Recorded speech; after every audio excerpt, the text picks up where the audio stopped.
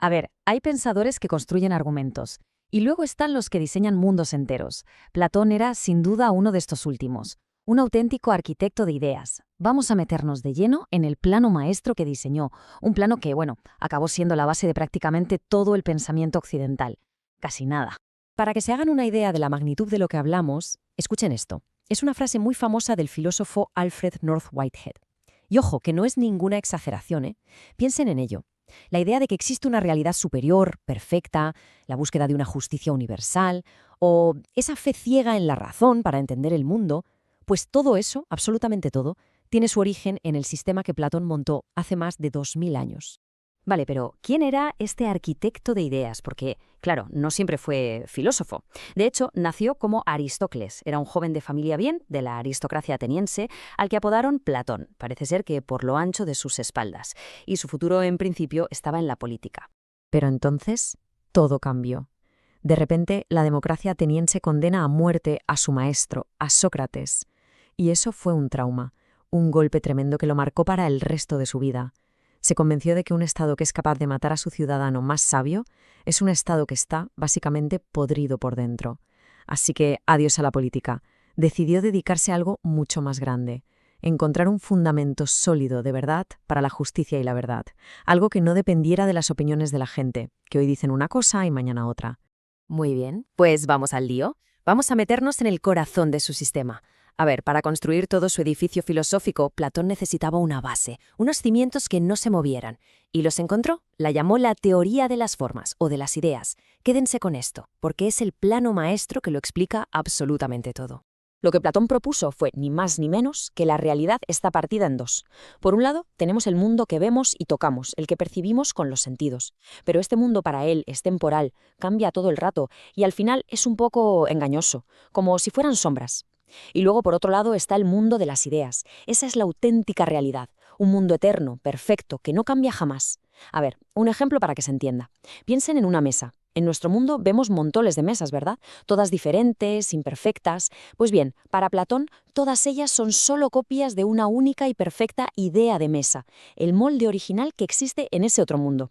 Esta división, que parece tan simple, bueno, sentaría las bases para miles de años de pensamiento, desde la teología cristiana hasta la ciencia moderna. Una locura. Claro, esto nos lleva a una pregunta, que es la pregunta del millón, ¿no? Si resulta que vivimos en un mundo de copias imperfectas, de sombras engañosas, ¿cómo narices vamos a conocer la verdad? Pues esta es precisamente la gran pregunta que Platón intenta responder con su metáfora más famosa, la más potente, una historia que de verdad ha fascinado al mundo durante siglos. Hablamos, como no, del mito de la caverna que nos cuenta en su gran obra La República. Para que entendamos su respuesta, Platón nos pide un ejercicio de imaginación, que pensemos en la realidad como si tuviera dos niveles, justo como vemos aquí. La inmensa mayoría de la gente vive abajo, en la oscuridad, convencida de que lo poco que ve es todo lo que hay. Ni se imaginan que existe un mundo superior, un mundo de luz, de conocimiento verdadero, que está justo ahí por encima de sus cabezas. La clave de todo esto es que esos prisioneros atados en la caverna somos nosotros. La mayoría de nosotros, atrapados por lo que nos dicen los sentidos. Las sombras que ven proyectadas en la pared son los objetos de este mundo físico, lo que damos por real. Y la fuga, pues la fuga de la cueva es el camino de la filosofía. Un viaje difícil, un ascenso hacia la verdad. Y el sol, ese sol que al principio ciega al que consigue salir, ese es la idea del bien, la verdad última que lo ilumina y le da sentido a todo.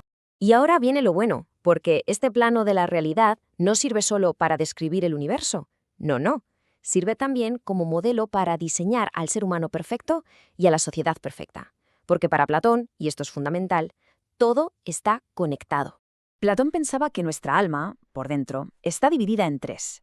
Y para explicarlo, usó otra metáfora genial, la del carro con alas. Imaginen un carro. Quien lo conduce, el auriga, es la razón. Y tiene que controlar a dos caballos muy distintos. Uno es blanco, noble, y es la voluntad, el coraje. El otro es negro, rebelde, y representa nuestros deseos, nuestros apetitos. Pues bien, una vida buena, una vida virtuosa, no es otra cosa que conseguir que la razón, el auriga, sepa guiar a esos dos caballos. Y aquí es donde se ve de forma clarísima cómo esa idea del alma se convierte en el plano para su ciudad ideal. La República de Platón es, en el fondo, un alma humana a lo grande. Fíjense, arriba del todo, los gobernantes, que se guían por la razón. En medio, los guardianes, que representan la voluntad y el coraje. Y en la base, los productores, que con su trabajo cubren los apetitos de la ciudad.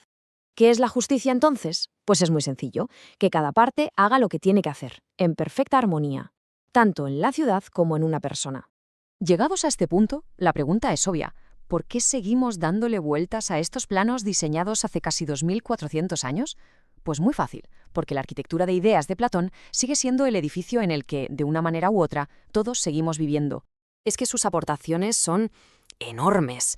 Fue él quien estableció esa gran división entre el mundo material y un mundo de conceptos perfectos, una idea que, ha resonado durante siglos en la religión y hasta en la ciencia. Nos dejó esa fe inquebrantable en la razón humana como la mejor herramienta para entender el universo.